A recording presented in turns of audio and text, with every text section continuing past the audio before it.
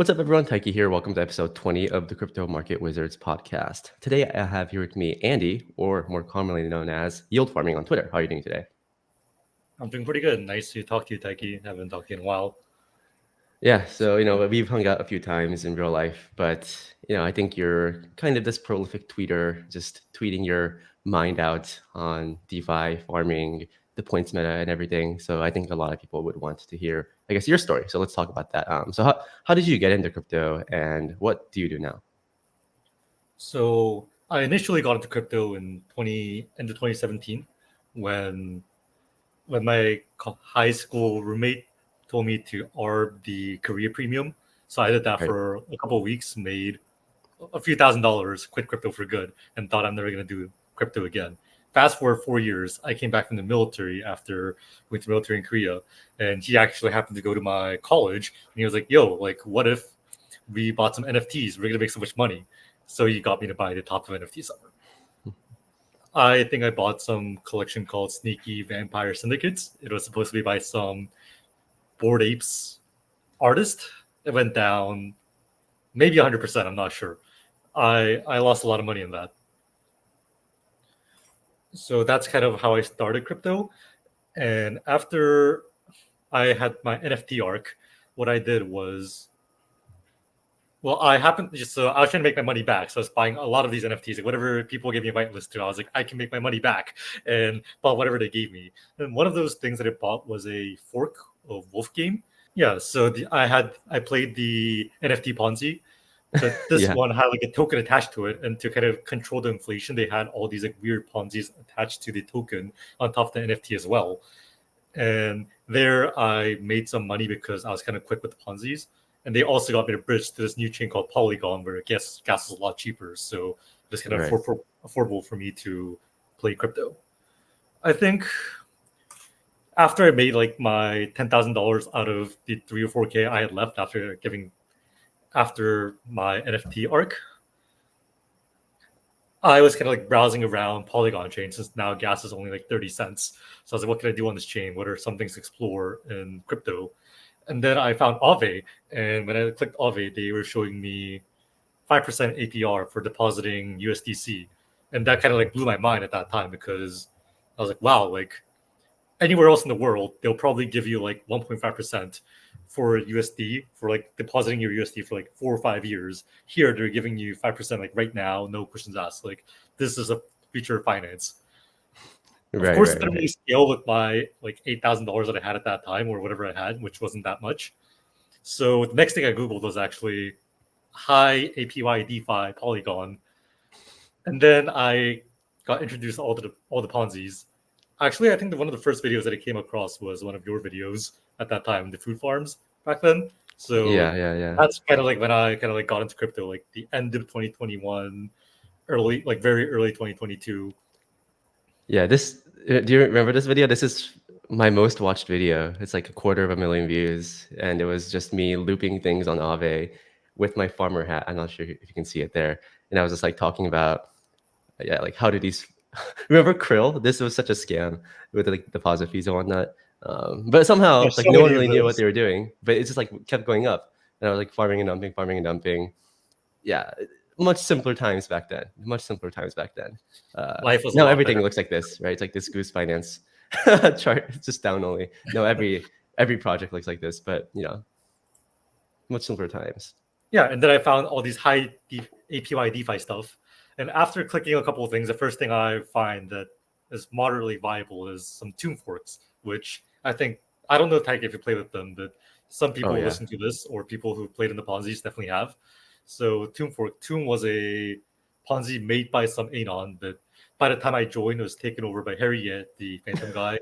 It had, and Phantom was very hot. This thing had like a $300 million liquidity pool, which was supported by like 20% of Phantom's market cap at that time, like pulling this entire Ponzi together while it was inflating at like 4 or 5% supply a day. So it makes no sense, but it worked at that time.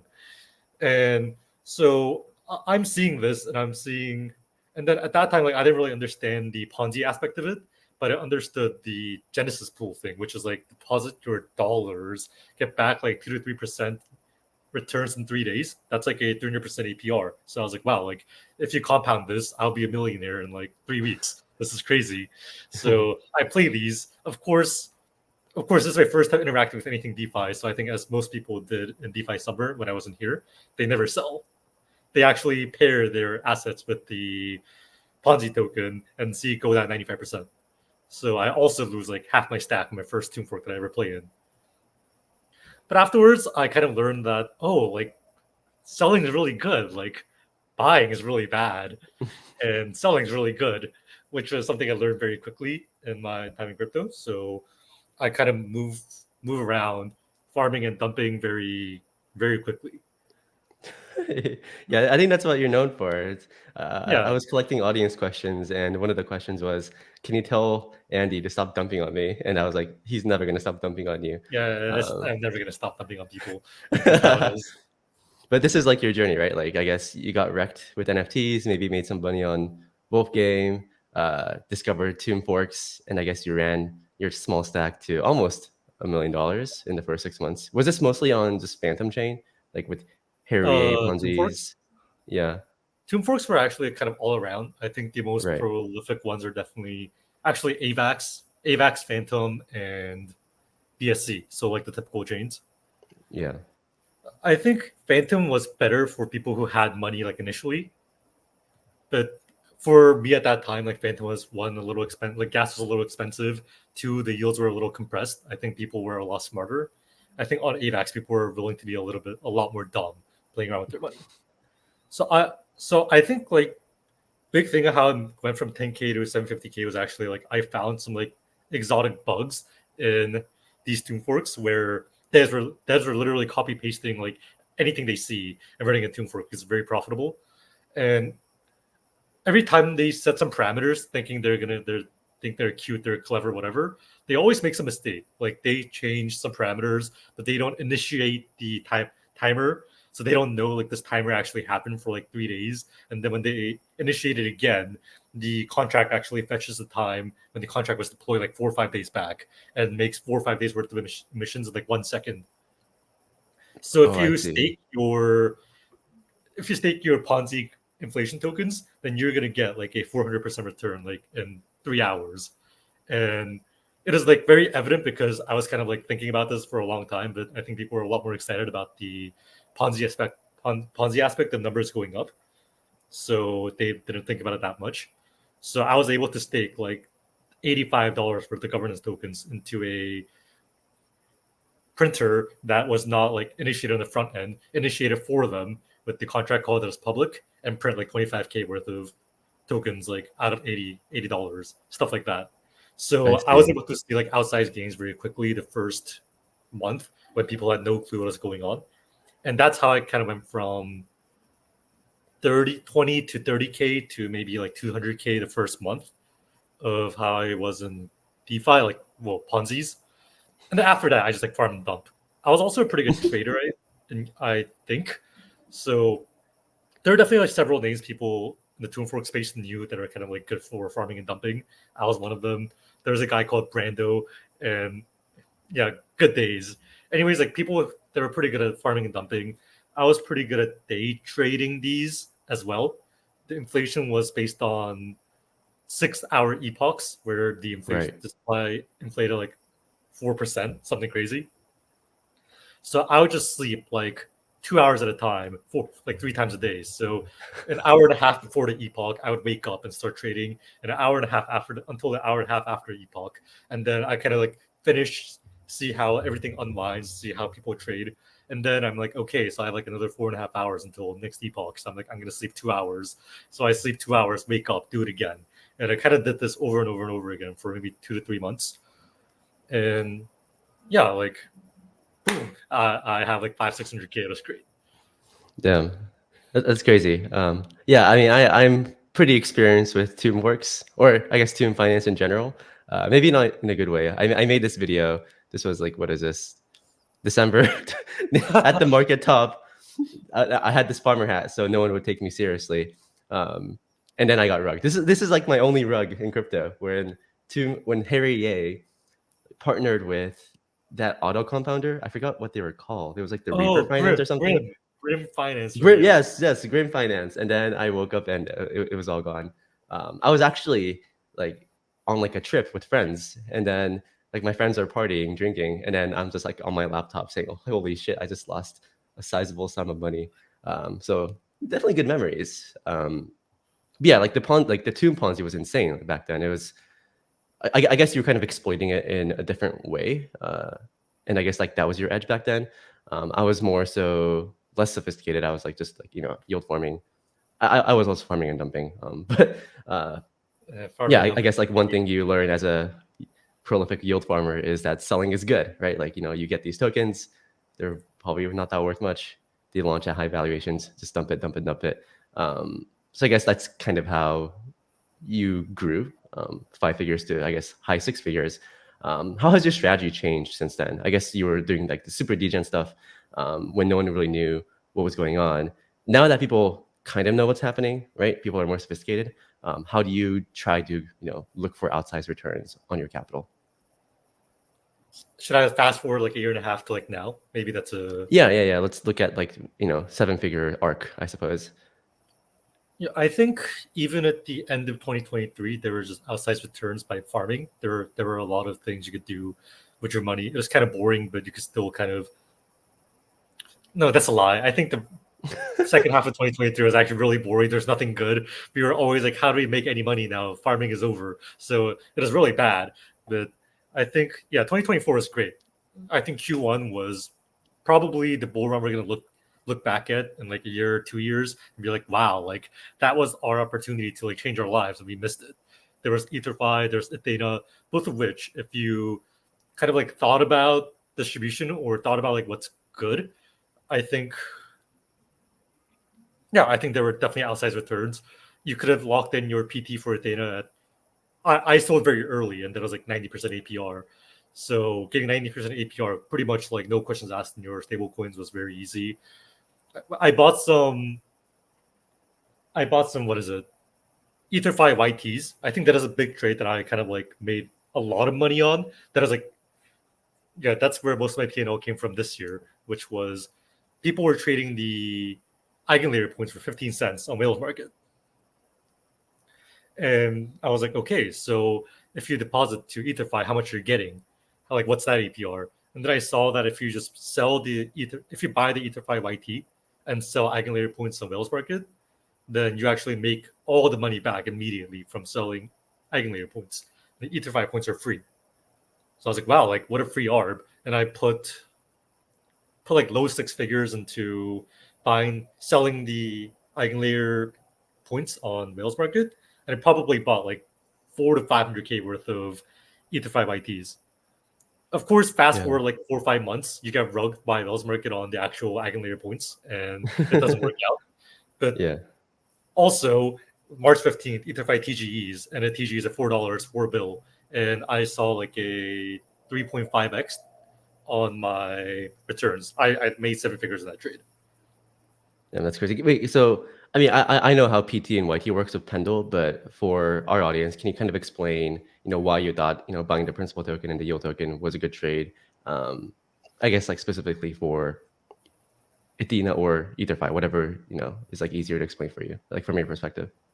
Yeah, so easy. I think an easier way to kind of talk about Pendle. I think some people who may know better about Pendle than me may be a little angry. But the PT is like the token which you can sell your future rights to yield to and compound in advance. You're basically getting upfront yield, and the YT is where you pay a premium to buy the rights to earn the points or the yield with the underlying token that you buy into.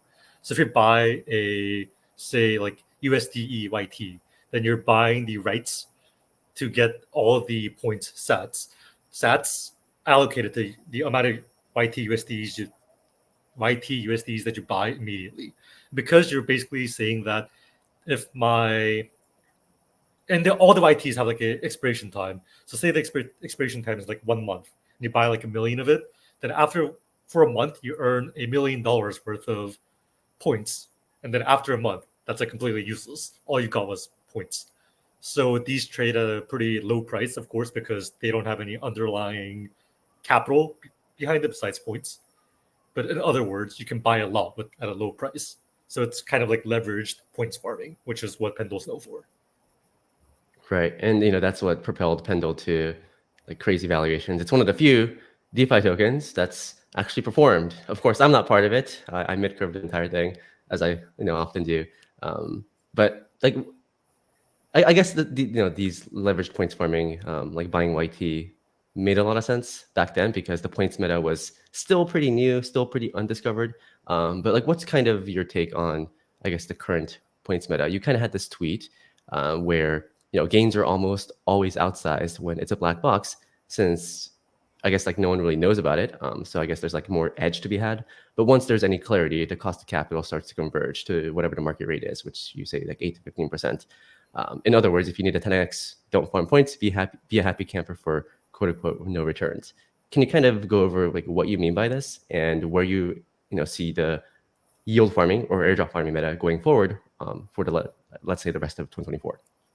It's kind of like winding back to slightly before I made this tweet. I think even starting like mid-April, I was kind of like flooding Pendle, and I was saying that, like, yeah, like until Renzo, I think the people who buy YTs will make a little bit of money, but afterwards, like people will just lose money buying YTs. People will be not that excited buying YTs on Pendle anymore, which will make PTs, which is like the big capital, like the whale capital who give TVL to Pendle, not want to come to Pendle anymore. The TVL will spiral down and Pendle will go to, I said zero, but I think something between $2 to $3. I think now a little less, but was kind of like my FUD starting in like mid-April. And this is kind of like extension of that.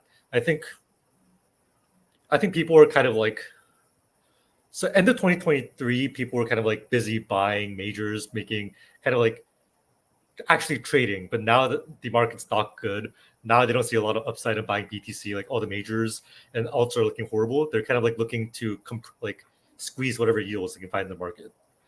And you look at like what's kind of like a good yield that you could farm, and then there's not much, especially with size. For me, even now, like it's kind of like high 7 figures, low 8 figures. So there's not a lot to play with. So I can kind of like make some outsized gains, type of like I can find edge. But if you have $50 million, $100 million, the only thing you can do is deposit to Blast, deposit to Linea, deposit to Scroll, deposit to, okay, name your next 5 L2s that you would think will launch at like a high valuation. And that's like the only thing you can do, because those are the only teams / foundation like tokens that you can reliably believe that they will launch at a fair valuation, that one, you'll get paid out, two, it won't get hacked so easily. Right. So that means that like there's billions of dollars in aggregate across the market competing to squeeze whatever is the best out of these 3-4 options. So if you give like a number, no, okay. So they're all competing to get these yields, but everyone's benchmark for these is not very high. If you have like $1 billion in the fund, or $100 million in the fund, even your benchmark is like 15 or 20%. So if you hear any metrics from anybody saying that, hey, like I heard they might give like 20%, or hey, like I think Linea will give 20%, I think Scroll will give 20%. Now, like everyone's interested, everyone crowds in, and now the yields compress closer to like lower. So in general, I think the more clarity you give, the more likable it is for capital, and the lower the yields are. Of course, if you're Linea, if you're Scroll, or any of these big L2s that actually benefit from having a high TVL, since it kind of like signals that, yes, indeed, we are better than all the other chains, and that's why you should launch at a higher valuation, it's a win-win. But if it's like a slightly smaller L2, slightly smaller token, then getting all this TVL will just compress the yields. I think I wouldn't mind where it's kind of like floating at a couple $100 million TVL, and then it kind of skyrocketed to 500 mil, and it didn't do much for their valuation, right? It kind of like didn't do that well. Yeah, and even like Blast, right? I mean, I thought it would launch, let's say 3 or 4 billion FDV, but now it's sub 2 billion, and I don't really see this TVL coming back. Blast is number 7, 1.338. they do have some native builders. They have like Fantasy Top and I guess some exciting projects. But you know, I had this example of, you know, now Manta, right? Manta had like almost a billion TVL, I think, and now their TVL is sub 50, which is kind of insane. And now the token is less than a billion, and then Mode is also sub 200. So I guess maybe L2 tokens are this cycle's Pool 2 tokens, like DEX tokens, right? Like you just deposit Yeah, capital, you farm it, and then you just dump it, move on. it's Is the that new kind of pancake how swap. you think? Yeah, yeah. L2s are the new pancake swap. I think that's like a good way to think about it. And I guess they also found ways for VCs or to convince VCs that hey, like give us $20 million and we'll build an L2. And I guess you know farmers are like, yeah, like fuck that, like we're gonna farm and dump. Do you kind of agree with that assessment? It's just L2 I tokens or think just farm L2s tokens? right now, L2 farming campaigns, all the points campaigns are basically pool twos. They are pancake swap farms. I I think it's very similar to pancake swap also in the sense that if you make a pancake swap work on like Telos, I don't know, like some chain that you've heard of once in your life, but you forgot about afterwards, then of course it's not going to do well. Of course it's going to go to zero. But if you make like a good pancake swap fork on say Arbitrum, like even in 2022 or early 2023, it did pretty well. Like it did pretty well for a while, and that's kind of how I look at these L2s. I think a lot of these have merit. I think they could exist, and of course, I only think one will win in each sector. Say like ZK, there's like 4 or 5 leading ZK chains. I think only one will prevail at the end of the day. I think out of like all the OP stacks are a little different because they all function differently. I think the native yield narrative Blast kicked it off, but I'm sure other chains will follow through in the future. At least I think they should because I think it's a good narrative. I think Blast is a good chain, and I think only one will prevail at the end of the day. Like, will it be Blast? Like, I am led to think so, but maybe better things will exist in the future. And in that sense, I think like L1s, many will die, but at least I think one in each representing sector will survive and keep a modest valuation where we're probably not making fun of them in 3 years, or we're too busy making fun of the other 50 L2s that failed to make fun of the one that's less bad. Yeah, so I guess if your view is that you know yields are I guess converging to let's say you know 10 to 20% because that's what people that's like everyone's benchmark. Do you think that we're transitioning to a meta where it might be better to farm quote unquote real yield, whatever that means, instead of points farming? You even had this tweet where you know if you have even like half a million, it's probably an easier life to live just farming things that actually pay you like a real 20% or 25%, 30% instead of like trying to, you know, outsmart Trade. teams. Yeah, try to trade because you know airdrop farming is a form of trading, right? You think that it's worth depositing capital here instead of there, so you like take this action. Like, where do you think like farming goes from here? You know, like do you think yields are just going to compress, or do you think that the meta has to change or has to shift to something that's more exciting or sustainable? Hmm. I I think it really depends. Let me give it a thought for a second. I think it goes Yeah. both ways. It's kind of right now. I think for like Q3 and maybe early, like I don't know anything about these projects for the timelines, but I'm assuming Monad will launch sometime in Q4, maybe early next year. And my mentality is actually that we're gonna farm these L2s, points programs, eigenlayer, symbiotic for the rest of the year with our Ethereum, and then we're gonna go at the end of the year to Monad and farm some incentives on Monad or whatever is hot on Monad. It's kind of like my thought of rotation. I think yields are definitely getting compressed, but I think that happens at every bull market. I do think, or people told me that like every day for a while, like all the food farms or whatever was printing like 1% a day for such a long time, and then it kind of like tapered off, got less and less, and then it became what I saw when I kind of started DeFi in end of 2022 and like early 2023. I think it'll be pretty similar. I'm not saying that the bull market will end right now. That'd be very bad for my Ethereum bags, but I do think yields will go down significantly for the rest of the year until there's like a very it's like obviously the same until there's like a violent alt bull market where all the alts go up very like all the alts go up and the cost of capital to farm these coins go up. It'll just be bad. I don't think we'll be making a lot of money farming things. Yeah. And I guess right now you're farming EtherFi, right? Season 2. Well, that just ended, but you Yeah, have a bunch it's of Season 3 now. yeah. And I also have deposited some money into the super symbiotic LRT vault for EtherFi to also farm symbiotic. It's so tiresome. But I guess like this is what you're doing now. This is on Twitter where you're like just Oh looping a yeah, bunch of the ETH. Aave looping for EtherFi. Yeah. Like why is this a thing? Why is EtherFi giving points to people that do this? Like this doesn't create any economic value, right? Like are they just trying to pump TVL and like Well, to metrics? them it pumps TVL, right? Like for every dollar that I did this, I actually had to like either buy EtherFi ETH on the market or I had to stake directly with them to get this. So to them, it is economic value since the how much delegated like the TVL delegated to them did go up for exactly how much I staked. Right. Of course, my net exposure is the same, but my net exposure is the same because I'm looping this asset and leveraging this asset at the cost of the idle capital at Aave, not from EtherFi. So I don't think they care too much, and I don't think they're. And right now, they're not paying that much either in their tokens starting season 3, since you're seeing 25 million tokens for 3 months, which Yeah. is now like $60 million for 8 billion TVL. What is that? That's like 3% APY for 3 months. So they're not even paying that much in their governance token anymore. They're getting sponsored by each staking yield. They're getting sponsored by eigenlayer points. They're getting sponsored by idle capital on Aave. So they're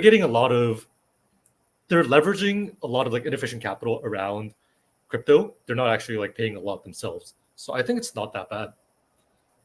Actually, like as we're speaking, I was depositing to Aave some EtherFi ETH like right now. That's what I Wait, was right gonna. now? Yeah, the caps raised Dude. for base like 2 hours ago, and there's only like 100 ETH left. So I was like, I do need a deposit, right? So I was trying to deposit to this for like 30 minutes, and Stargate was taking a while. So I was like, okay, I can finally deposit, and I just did. Yeah. So no more, no more disturbances. Okay. I'm Now you out. can fully focus on the pod. Yeah, you have a full bandwidth. Okay. I mean, if the past 30 minutes was you on like half your bandwidth, that was pretty good. You were giving some pretty good answers. I can't wait for the next 30 minutes plus. Yeah. And I guess, I also just like wanted to bring out this tweet. I guess like reminiscing on the past, like things were definitely better in Arbitrum DeFi summer when we were all a part of the wholesome 150 million OP farming and dumping Kronos exchange together. And I was kind of curious. Guess how much TVL they have now, Kronos? Uh, 300K. What the heck? You, I'm a genius. you genius. What the heck? How did you know? I didn't look at it, but that was a educated guess. Educated guess? Interesting. Yep. Yeah, I went from like 300 million. I remember like people were buying the Kronos NFTs and like, trying to convince me that it was a good idea. And I guess, this is what happens.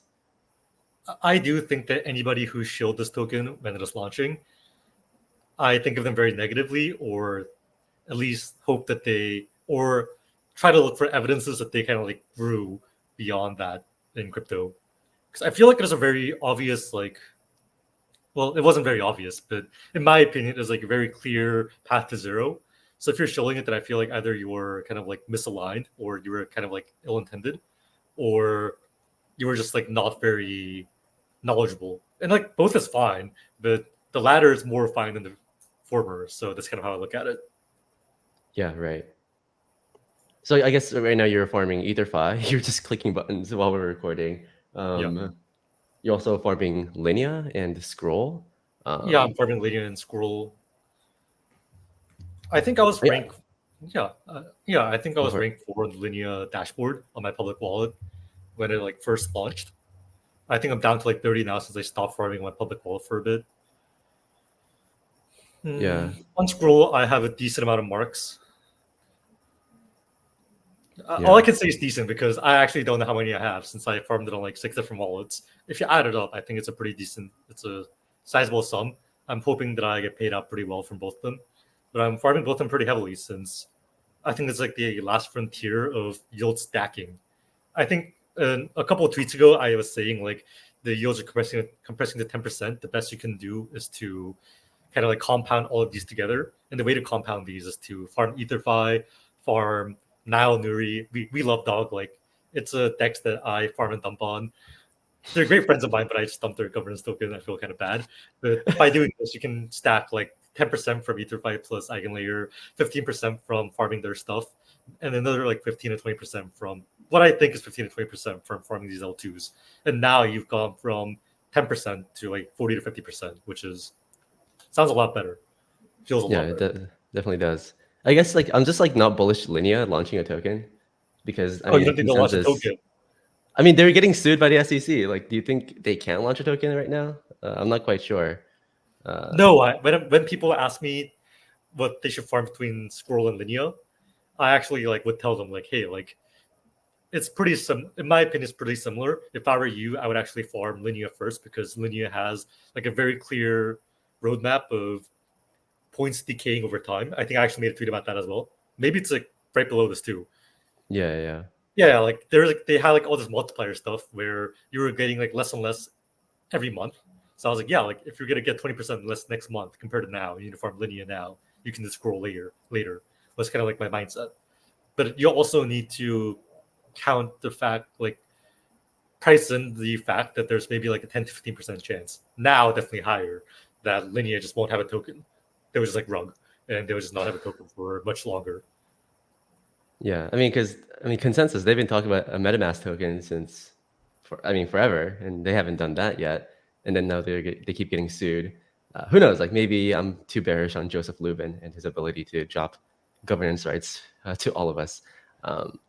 But yeah, I'm like just honestly, yeah, like farming is so boring now. It's like you buy or stake with an LRT, you bridge to an L2, and then you just wait, right? Like that's kind of the extent of what you can do right now.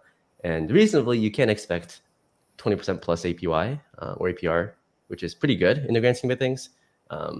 But it's not really anything that's gonna, make people Change rich. people's And I think, lives. yeah, it's not good for the vibes, right? Because like like altcoins are dumping, and I don't think the current market gives people like the opportunity to like run it up, maybe with memes, but even like that sector of the market might be slowly dying. And also, like the average person is coming at a place of like just not having an advantage because you don't have like the insider information, like the cabal information. Um, I guess like, my question to you is, like obviously you ran up, 10K to a sizable amount. Um, for someone that's watching this video now, that want to, I guess, go on a similar path, what kind of advice would you have for them? Like, let's say, 5 figures to 7 figures. Like, how would you approach it if you had to do this all over again? I would trade meme coins. Like You trade meme I, coins. I, I say it like almost as if I have a higher, like I have moral high grounds because I don't like actively trade meme coins, but I think meme coins are definitely better. Right now, like if you do DeFi, like if you do stuff that I farm, all it gives you is like at max like a 60 to 70% returns on your capital a year. So if you start with 10K, you're gonna make $7,000. You can't make that your full-time job. The only way to run it up is to trade meme coins. I actually believe in this very heavily. If I started crypto again with 10K, 5K, 10K, 30K, I would exclusively trade meme coins and never go on Ethereum. I am very certain about this. And I think that's kind of why the vibes are bad. But kind of to get into this, I think there's definitely levels to the game. We're actually, Taiki and I were talking in a Discord server yesterday, kind of like me talking about this, where if you are a new entrant to the industry, you're at a massive negative edge. I think when you were playing like Ponzi, DeFi Ponzi's like Doom Forks, the negative edge was like minus 20%. As in, if you're like a very blind participant, your return like for every dollar you put in the Ponzi is probably 80 cents. So you're gonna lose money, but there's still a lot of variance. You might lose money, you might make money, you might lose money. I think for meme coins, it's a little worse. It's very skewed towards insiders, and there's definitely levels to the game. But there's always ways to also improve. I think if you go into these telegrams, there's a lot of schizophrenic people. There's also methods into making friends. Actually, I had like a 1 month arc when I was actually very like inactive on Twitter. I think like end of May and beginning of June, where I like made a new account, made a new Solana wallet, made a new Telegram account, and like try to like trade meme coins and pump out fun. And I was like, I can't do this. But I realized that like there's so many people in these Telegram chats very active. There's actually ways to like make I wouldn't say friends, maybe friends, but initially allies who you're kind of like aligned with than your bags, and furthermore allies that kind of like work with. And over time, I think you'll level up. I think your negative edge goes away once you're kind of like talking with people after you've been, I don't know what to call these. Like, I actually didn't participate in any of the community takeovers. Like, after you've kind of been a part of these CTOs, whatever, you kind of know, you kind of hear things. You know, like you hear some good news. You hear some things might do well, whatever, and you start to like, I'd say like perform better. And your and before, what used to be like for every dollar that you put in, you might lose like 40 cents in a lot of these meme coins. Now it's looking like you might actually break even. You might do a little better. And I don't know how to like think about this because as we saw yesterday in the chat, some people look at it as like every layer of outperforming the lowest level, like no information on the market is a degree of symmetric information, insider information. But I don't like necessarily agree because I feel like if you're just doing things together, like if you have friends or if you, yeah, I think it's a part of networking, and I think there are levels to the game. I guess I shouldn't say that very publicly, but that's kind of how I think about it. And I Yeah, think there no, are still a lot of ways for people to kind of improve, meet more people, make more friends, learn more, and all of these things make you a better trader, even if it's on pump fun. And if I went yeah, back, I would do exactly this, and I'd probably be in like 150 Telegram chats, try to DM like 10 people at the same time, try to do everything at once, until like I found a way into kind of like being more connected or having a better knowledge in the game. And that's kind of yeah, how I operate.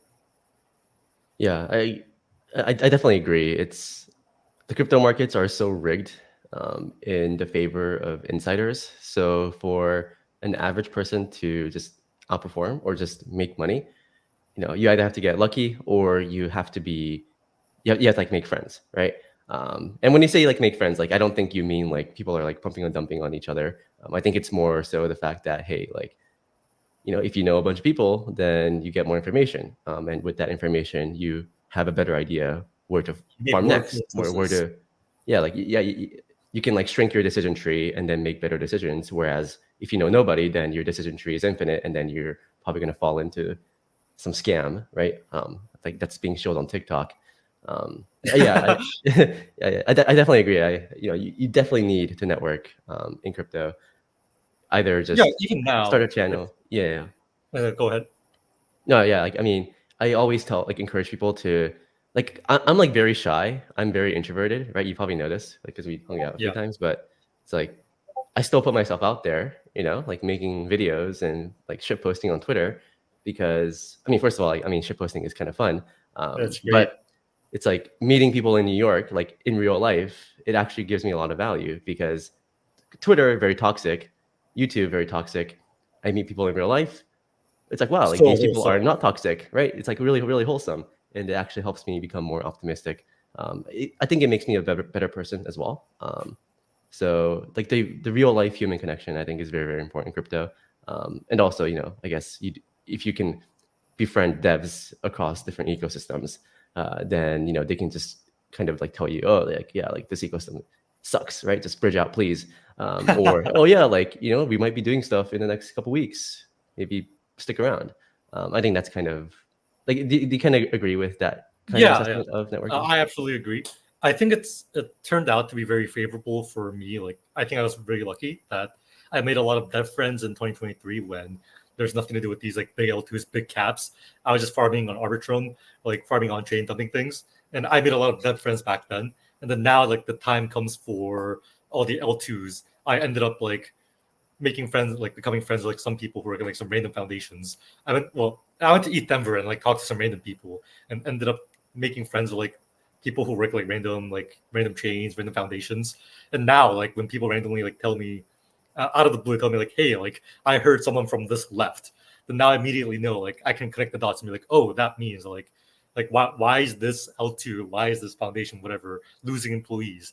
Is this token worth less farming? And it all like again, like affects my decision tree, and it makes me make what I think is more informed choices. Of course, sometimes having these friends can fuck you. I think it definitely happens. Sometimes they tell you some things that aren't that accurate. You buy, well, you shouldn't buy into tokens or sell tokens based on what your friends tell you. But when you do, like maybe you get fucked, maybe you don't. So remember Aptos? I mean, Were you there when wait, people were spreading rumors about like Aptos having like a OpenAI partnership, Microsoft, all that? I was not part of that cabal.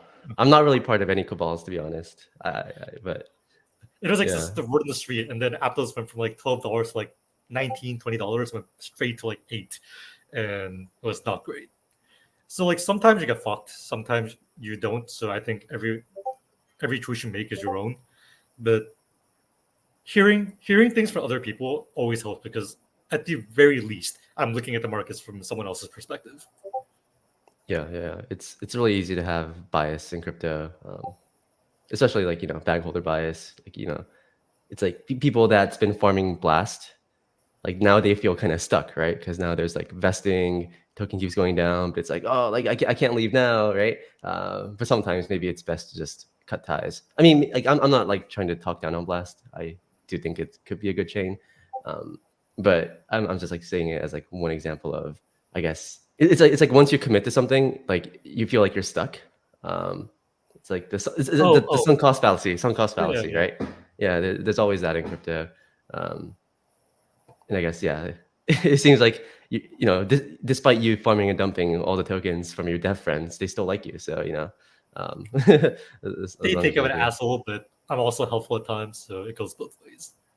Yeah, like I'm curious, like what are your life goals? I mean, what like you kind of talked about this, right? It's like after 3 months of pretending I'm busy, you're finally gonna do a podcast with him, and I asked you like who's this profile picture, and it was like it's like your ex. I never bothered to change it. Like what are you doing, man? You have to change your PFP. Like you can't dwell on the past. You have to. It's like a well, I used this account very long ago just to like put music on my just as like save music on Twitter so I don't lose it. So I didn't really use it very actively. I put the picture of my ex there because I'm not sure actually. I just need to make a Twitter account and then it didn't have a profile picture. I was like, let's put something on there. And then okay, that's probably a lie. I think something I was thinking back then at the end of 2022 or maybe early 2023 when I was putting this profile picture was likely that I just felt like it'd be funny if I put on a female girl, like a girl profile picture, and then see what people think. I thought it's like a social experiment. And actually, for the first 3 or 4 months of me being active on Twitter, people did think I was a girl. So I guess that You was a got more catfish shark. followers. Yeah. No, I don't have followers, but Yeah.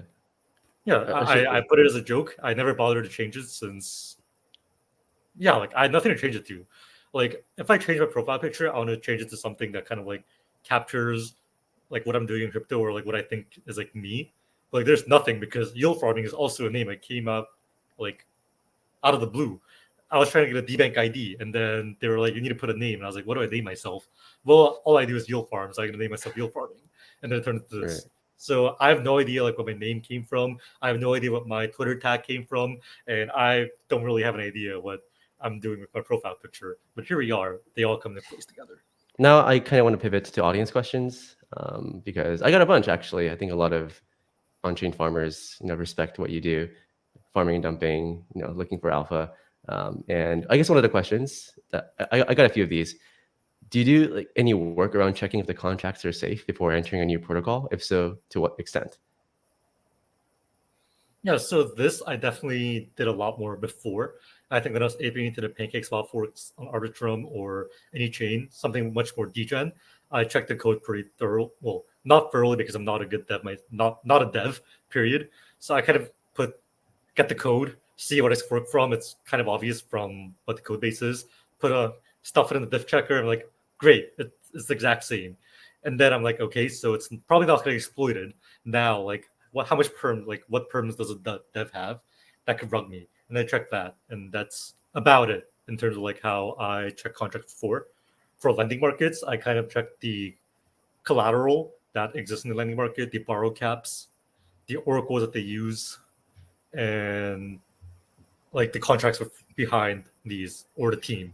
Because usually for lending markets, there could be a lot of reasons for you to want to change the oracle because maybe your oracle went bad, maybe like you need fallbacks, whatever. So you need to have like governance perms, not governance, but like deployer permissions on the oracles deployed.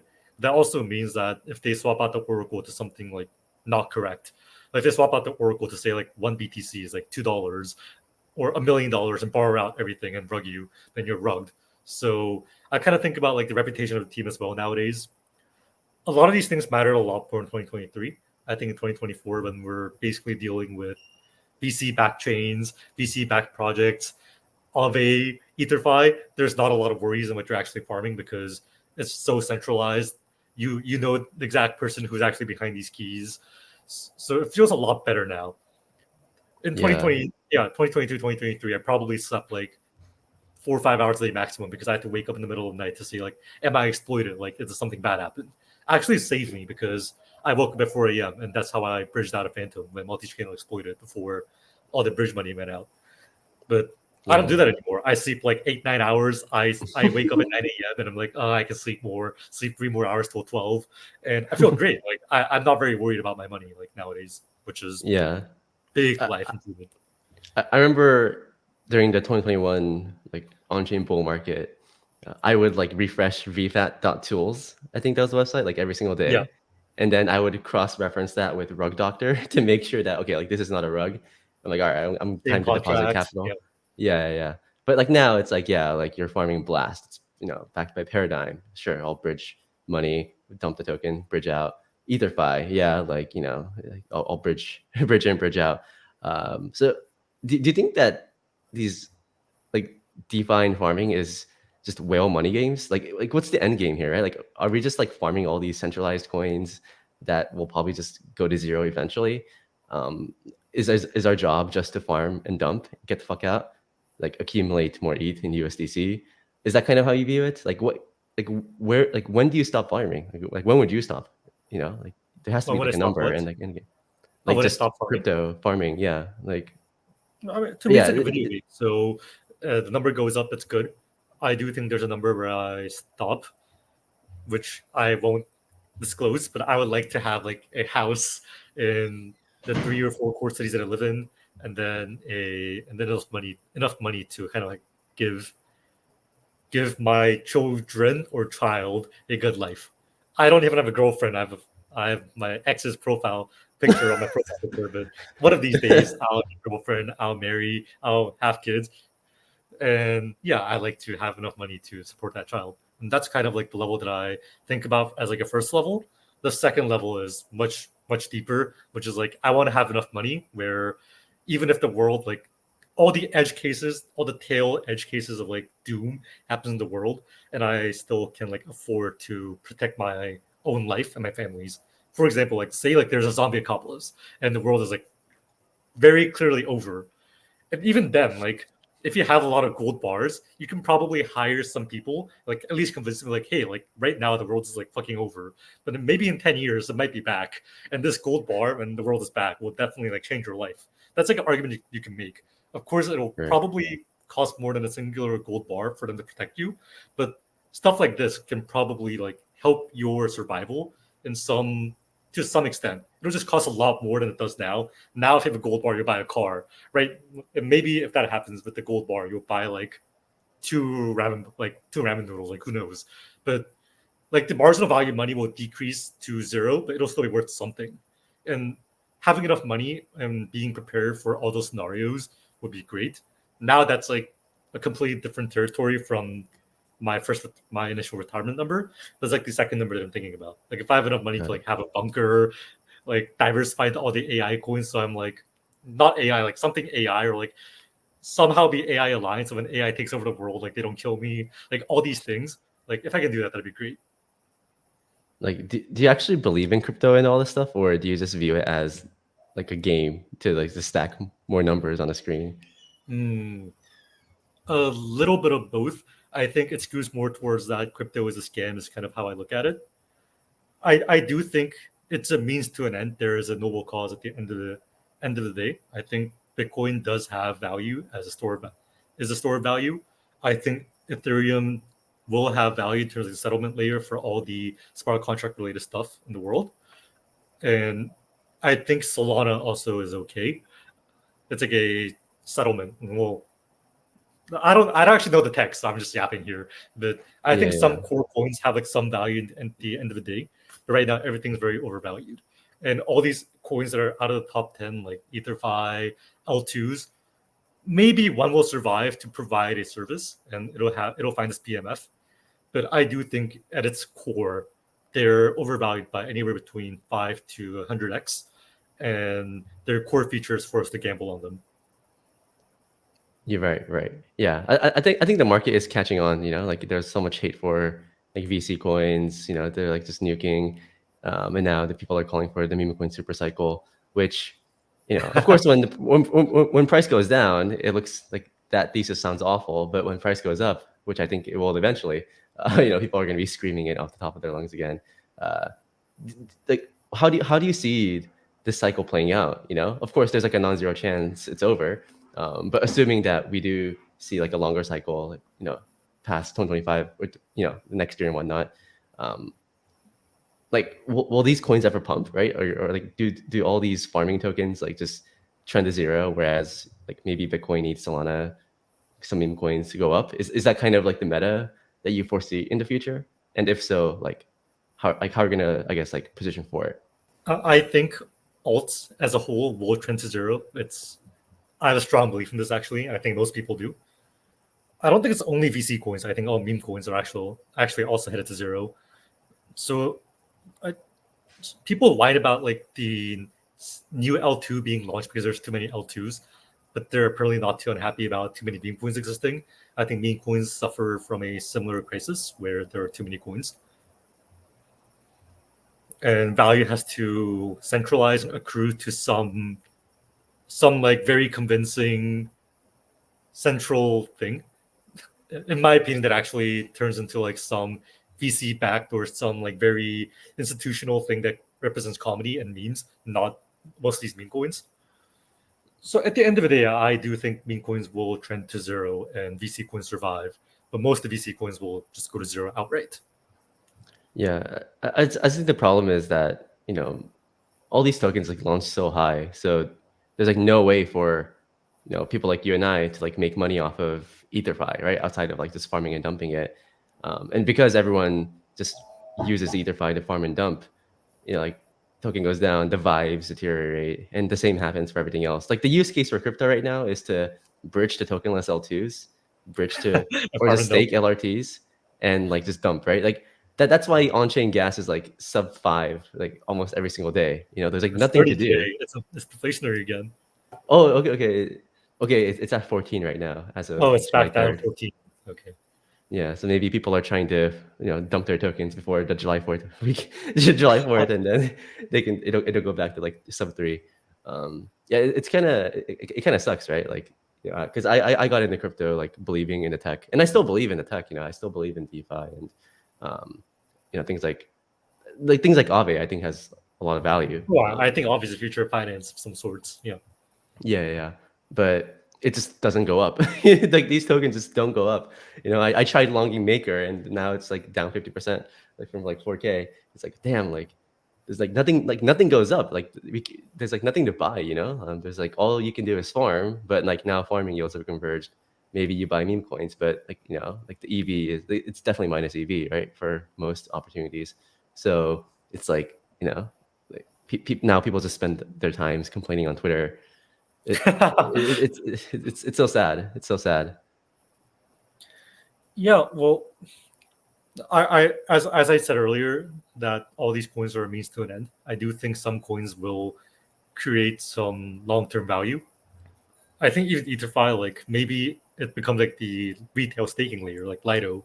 Like Lido, well, the governance token is worthless, but for the governance token, like EtherFi, like you can reach a lot of retail capture where now you're providing a real service and a real cash flow business. Lido makes money from their 10% cut. I think DeFi also takes a 10% cut, and that's like a real business model. Maybe the token started at billions and went to zero in the process of user onboarding and to become like a Lindy asset where people can trade it or people can use it easily. But at the end of the day, now you have like a 50 billion TVL business that actually works. And maybe every token buyer lost money, but at least you're a part of this whole subjourney to a business. That's kind You're of how I part look of at it. like you're part of the community, you know. Yeah, We're you should down be proud money, that you made but crypto better. yeah, you're like you're down, but everyone else is down, so it's okay. Yeah, it's a It's a shitty thing to community say, but building I feel process. like definitely like people who bought Lido like are in for the not in for like they're at the end of the day they're getting the pride and accomplishment of making Lido price stay higher so that they could reach a wider audience so that Lido could thrive.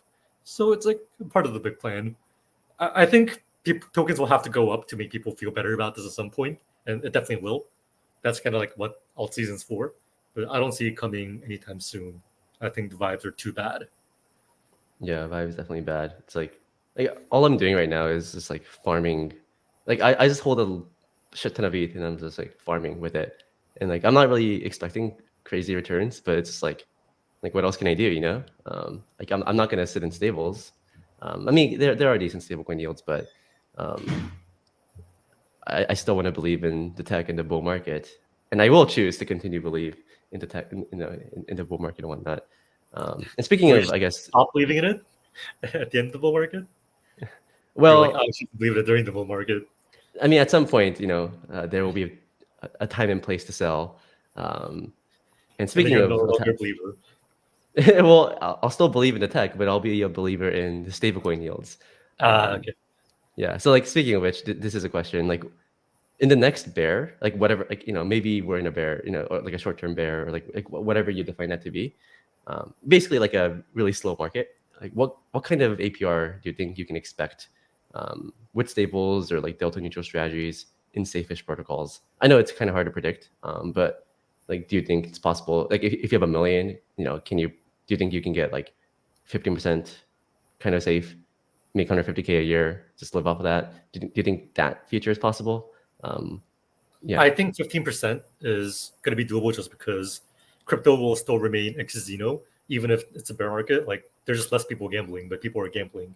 And providing TVL, providing capital is basically like you get governance tokens to dump for free in exchange for kind of like giving validity to the casino, which people are right. playing on. So you're still going to milk something like 15% somewhere, but this is kind of like the mindset that I grew into over the past 6 months to a year. Is that like next bear market, I will not I just won't farm on chain if it's for like 15% because I think the stress of the exploits that could happen, the stress of managing my positions and whatever, it's not worth 15%. I may as well just touch grass, Touch grass, buy T-bills, buy buy T stocks. bills, buy SPX, like whatever. Right. Yeah, and Not I think yeah. like you mentioned in, I guess, the first post, right, or like early in the podcast, where you figured out that in crypto maybe the best strategy is to just sell, right? Like learning how to sell is very important. Like I feel like that's something that I personally struggle with. I think a lot of people struggle with. It's like you're bullish crypto, so you buy stuff, and then you're buying the dream, right? Like you buy something, it might go up like 10x or whatever. It's like, how do you learn? Like, how did you learn to sell? Is it just because you got wrecked, so you're like, okay, like maybe I should sell, and then that's kind of like you know a habit that stuck to you. um like how do you enjoy selling? Like, do you enjoy selling, right?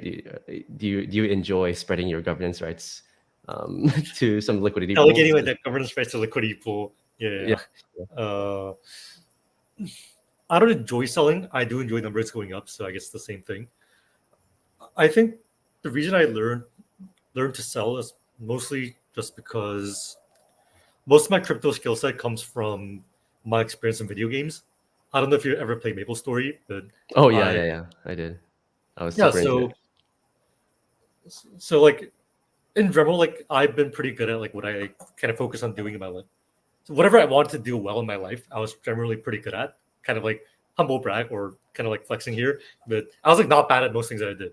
And the last kind of small gig that I did for money before crypto was actually a Maple Story. I was merching on I was like buying and selling things as a basically core market maker for a private server of maybe like 800 to 900 people.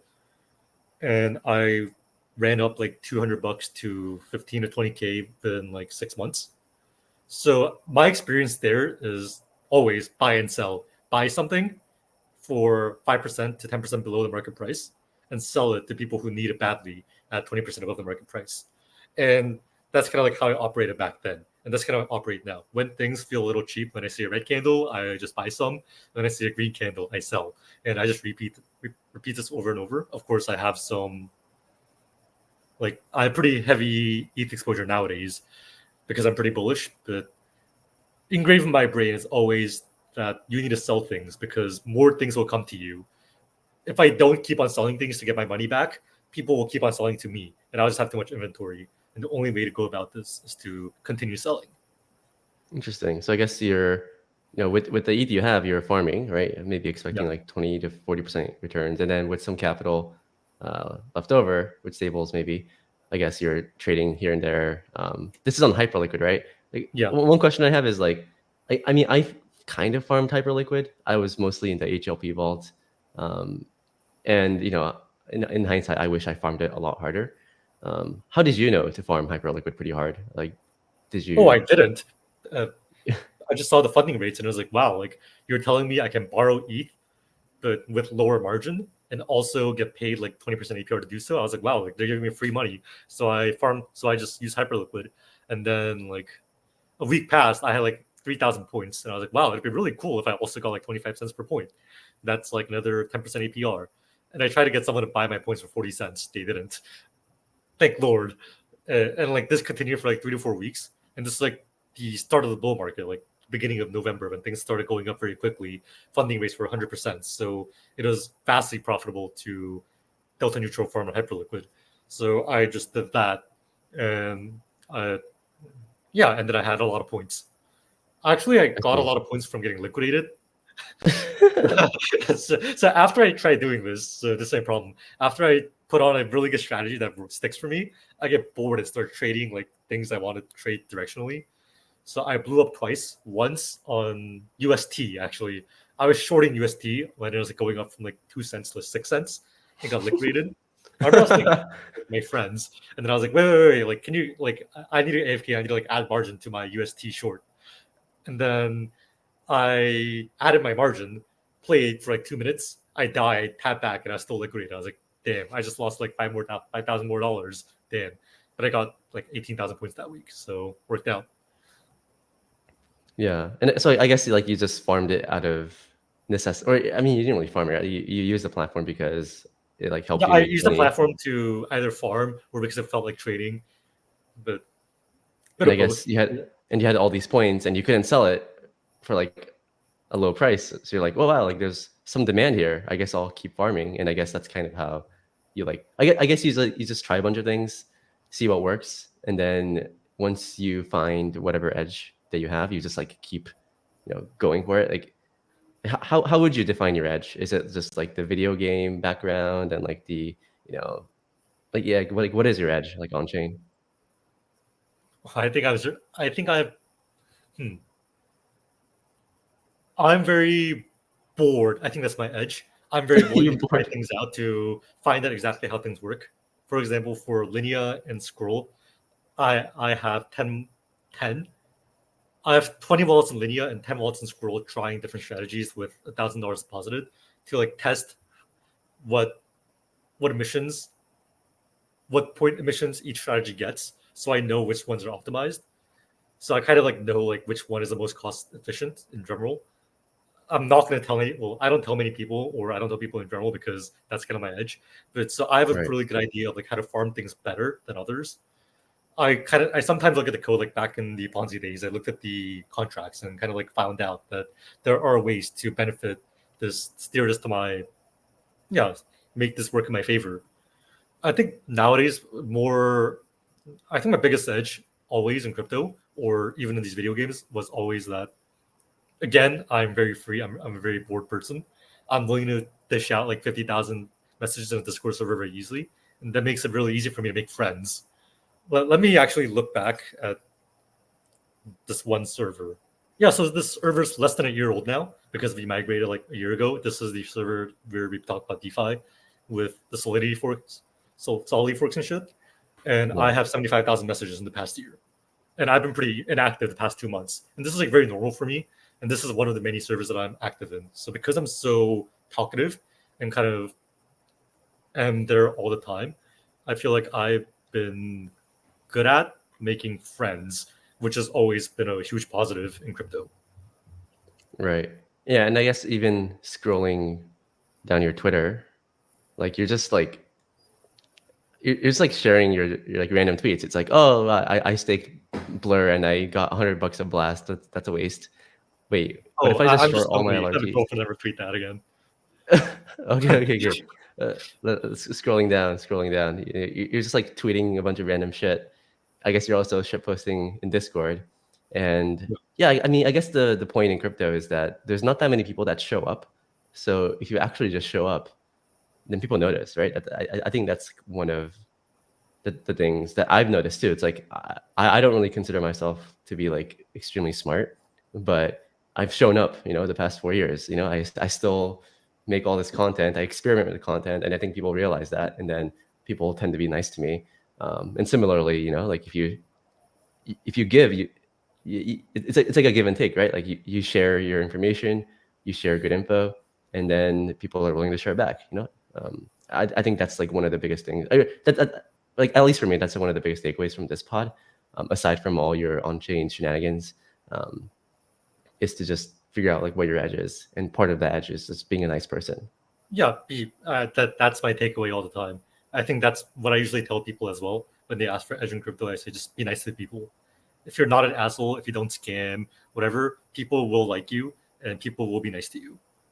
And I Right. feel like that's how things went most of my time in crypto. I guess I have like one or two more questions, and Yeah. thank you for your time. It's like, I mean, you're super young, right? I think you're super young, but like, I guess if you could give advice to a person your age, right, like trying to get into crypto now, like what kind of advice would you have for? I actually let me rephrase that. Like, if you can like give advice to like yourself like 3 years ago, like what would it be?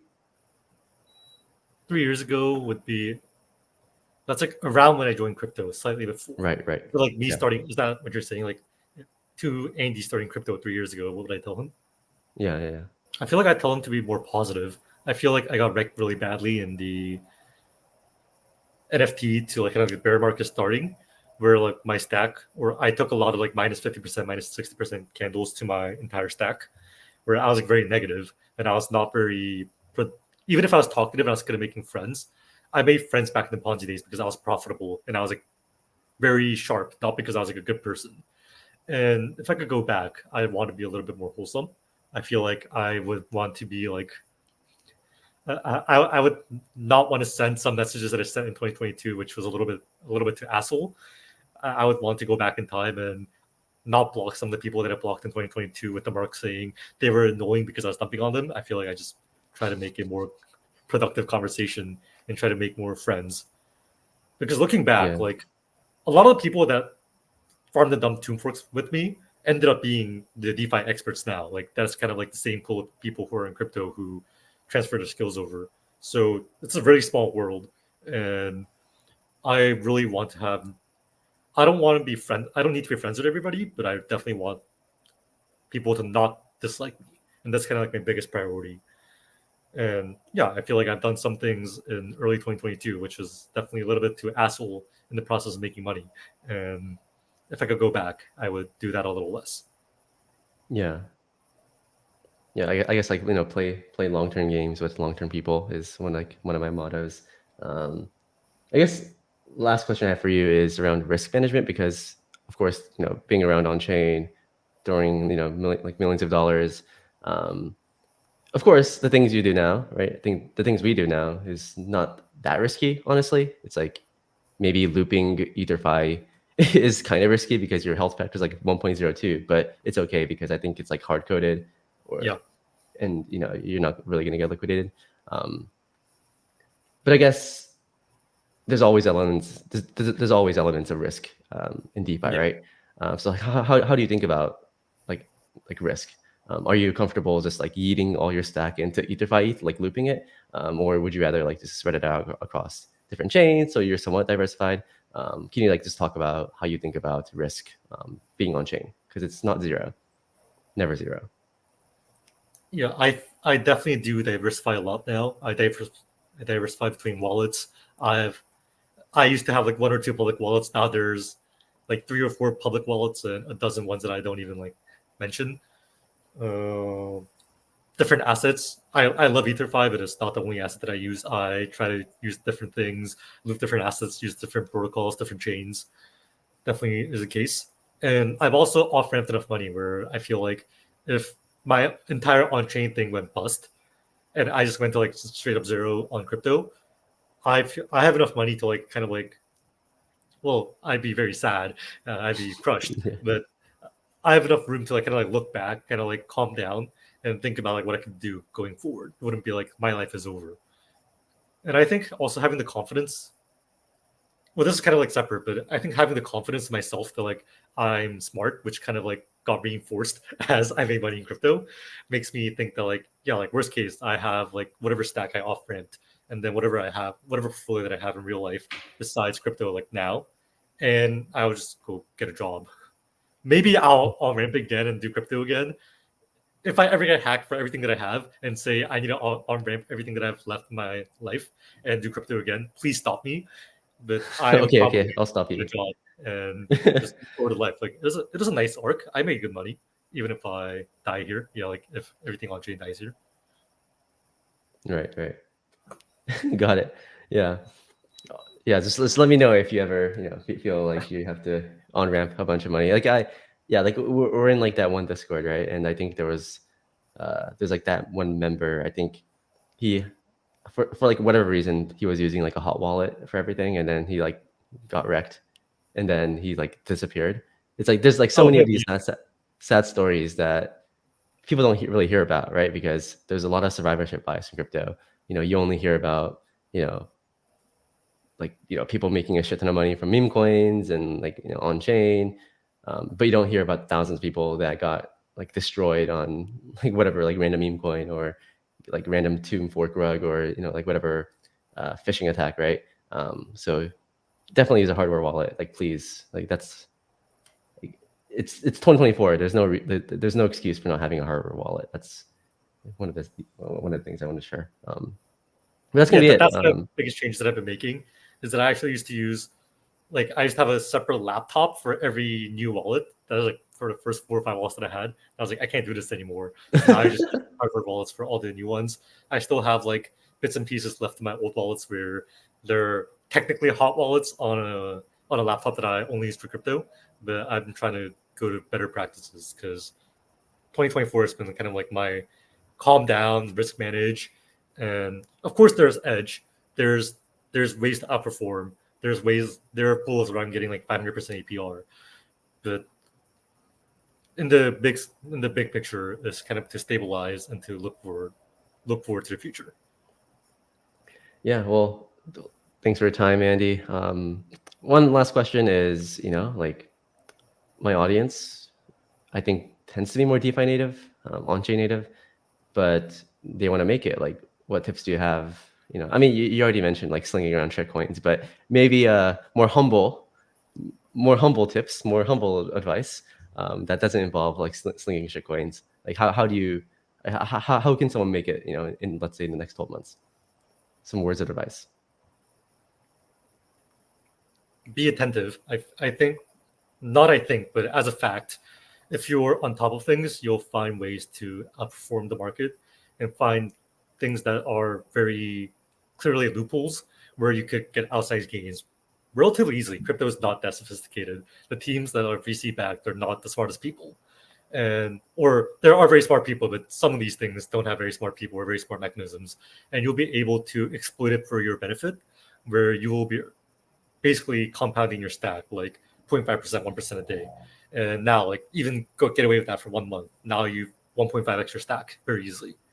So kind of against what you're saying. But if you have 10K, it's gonna be a long road ahead. It's gonna require a lot Yeah. of like it's gonna require a lot of like tiered airdrops, good simple tactics, whatever, for you to initially get a good stack to work with. But if you even have like 100K, there are definitely ways to make things happen and make very acceptable and very good outside gains.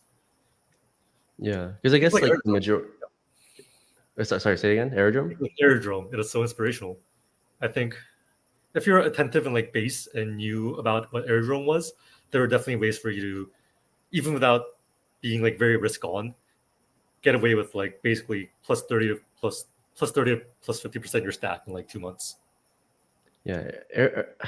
I mid-curve Aerodrome so much. I farmed it day one since September. I was like in the ETHUSDC pool, and then it like went down 90% as altcoins do. It pumped like 8 cents. It pumped like 10 cents. I'm like, bro, this is I made it, you know? Like I dumped Arrow for like $7,000 or whatever. I was like, yo, this is sick. And then it went to like $3 or like whatever, right? I was like, fuck. Like how did I not see this coming, you know? Like Aerodrome was a chosen child, you know? But I was like, I fuck. know. We were so How did you adaptable. know to long Arrow? Like, were you longing Arrow? Like, were you just farming Arrow? Like to pull one, pull two? Like, what were you doing? And how did you Yeah, know? I farmed a lot of arrow. So I didn't know actually when the Coinbase listing happened. I dumped it all at 8 cents. I actually had like a million arrow tokens and I dumped it all at like the initial pump to 6 cents and then a little bit more at 8. But there was a day, like I think the first day of ETH Denver, where I was actually like going to an event and then I saw like a tweet saying like Coinbase Ventures has invested in airdrome. I was like, yeah, like easy. I like tweeted this like, look, it's this easy, and I bought a lot of airdrome, and I sold a lot on the way up. I actually was done selling by like 60 cents, so I didn't make that much money, but it is like a pretty clear signal where if Coinbase Ventures is investing in a back then $5 million market cap token or $8 million market cap token, it's gonna go up. Damn, I did not see that coming.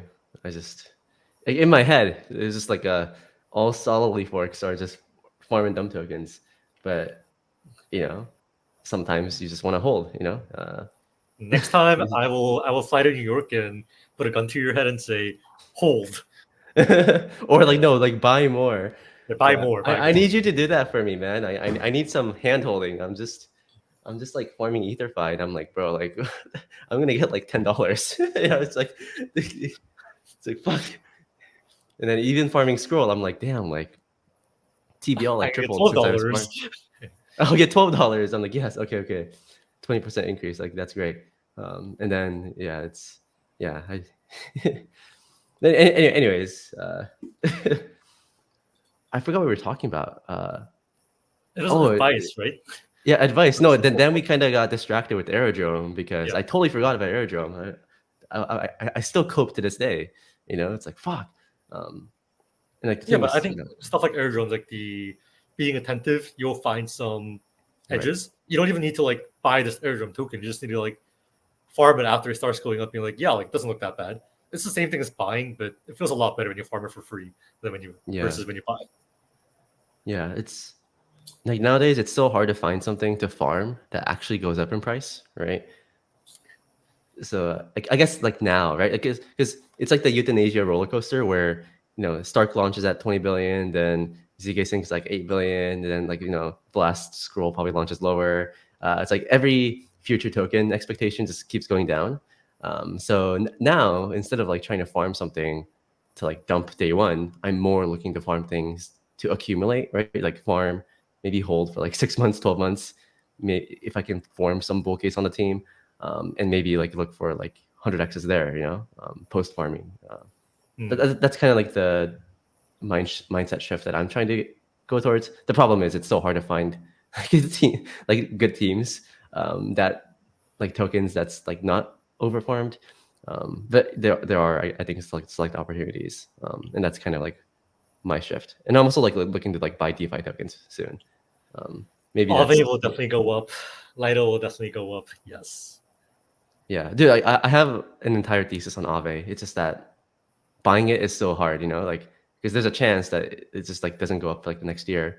and then the opportunity cost for airdrop farming with ETH. Um, It's like uh, 30%. yeah, it's like really, really high. But I guess if the expected return for future airdrop farming with ETH goes down, there's less of an opportunity cost. So maybe that drives more capital towards like buying altcoins. So like it's like The boring markets DeFi. will converge, something like that, and our Yeah, DeFi yeah, yeah. tokens will surely go up. Yeah, that's my coping mechanism. Oh, actually, one thing that I didn't talk about that is probably alpha and could be useful to people who have smaller There you go. stacks is actually meme coin LP on Solana. This thing goes crazy. Like, I think buying meme, you don't need to buy them if you have friends. I think this is the hard part. If you have friends who will lend you their meme coins and you LP it on Radium, you get insane APRs for LPing on Radium if the volume's high. I think for Billy right now, if you make the Solana like Radium LP full range, you get 800% APR, 2%, little bit over 2% a day in fees. And the impermanent loss is like the coin moves like 40-50% a day maximum. So if you balance every 10% increment, which is like a pretty significant increment, then you only lose like 0.7%. So you're making 1.3% on your full stack, or the full stack of the LP that you have every single day. I am actually doing this. I had somebody lend me a little bit of Billy, and I did this. It wasn't. It's not vastly profitable. I made like $400 on 25K, but it feels good. I made 1.6%. It feels great. So I do stuff like this to feel alive. And I think if people have You the feel alive. effort and if they're locked in, they don't have many things to do to like yeah, if you're at home anyways, kind of like locked in crypto, this is like one of the options that people could take for relatively outsized returns. Yeah, yeah. Crypto no longer offers like an easy way to make money, right? Like you have to really work for it, um, which Yeah, is good. I think like there's no free lunch, but it takes a lot of work, to get outsized returns to just outperform ETH or something. yeah, and if anybody like listening to this podcast has questions about DeFi, I feel like they can just hit me up. Usually Telegram is much easier. Sometimes Discord. I do answer. I just don't answer Twitter DMs. No, So really yeah, I don't read Twitter DMs or I don't answer them at least. interesting. Okay. Wait, do you mind? Okay, in that wait, actually, like if you share your Telegram, you're gonna get spammed.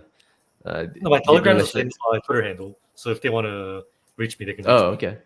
Yeah, Okay, if there you they spam go. me, I don't care that much. I guess you just block them, just delete the chat or Yeah, something. I'll just block them. Okay, there you go. Right, it's just after this episode airs, you're probably gonna get like hundreds of DMs like, "Hey, like, what are you farming? What are you farming? Uh, what are you shorting? What are you longing?" Um, so hopefully you'll respond to like the more sophisticated questions and not like the people trying to. Taiki, I'll try to answer all of them since I basically put myself up for hire here. So Okay. it's like my duty to answer for a bit at least. Yeah. Okay. There you go. Right. I do some positive good for the community. I swear. Andy, he did ghost me for 3 months, so he owes me this. He owes me 3 days of responding to DMs at least. So, if you're an on-chain degen, just I guess DM him on Twitter, or sorry, DM him on Telegram. Yeah, not Twitter, Telegram. Yeah. All right.